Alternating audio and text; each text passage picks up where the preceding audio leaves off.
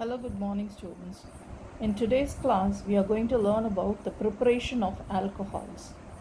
Let's find out, let's go through what is a primary, secondary, and tertiary alcohol.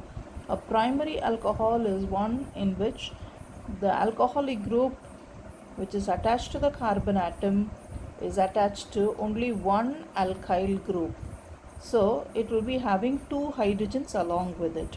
So RCH2OH group is otherwise called as a primary alcohol. So what is a secondary alcohol? The secondary alcohol is one in which our functional group OH is attached to the carbon atom having two alkyl groups and a hydrogen atom. So R2CHOH is called as a secondary alcohol. What is a tertiary alcohol?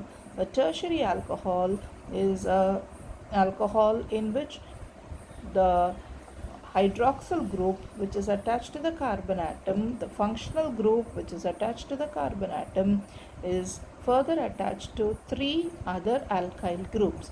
That will be called as a tertiary alcohol.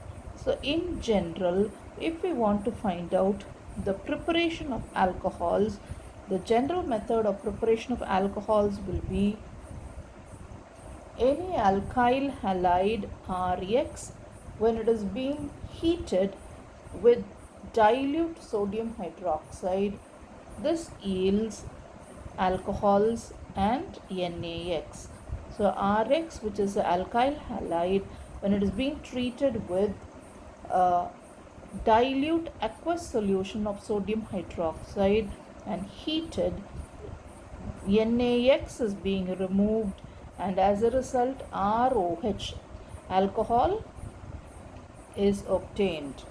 So the primary alkyl halide always undergoes SN2 mechanism, and a secondary or a tertiary alkyl halide will always undergo SN1 mechanism.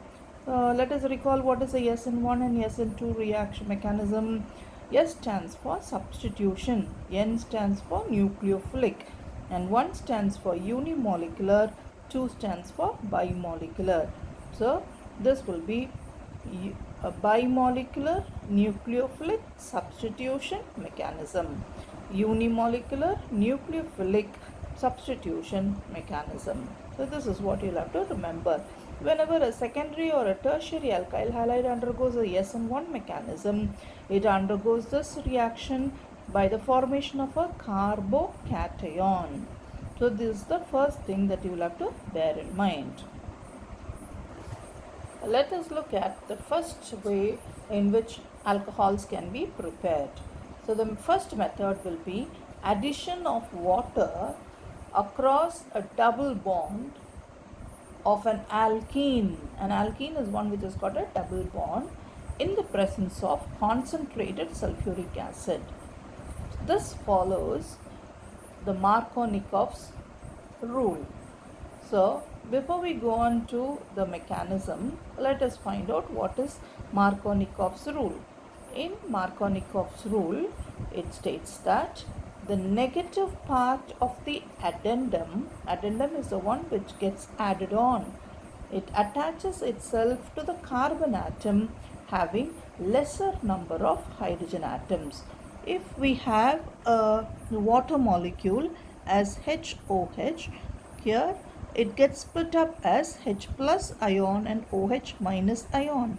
So the negative part of the addendum will be the OH minus ion. So this will get attached itself to the carbon atom having lesser number of hydrogen atoms. In this case, here you find CH2, CH2. If both the number of carbon atoms, if both the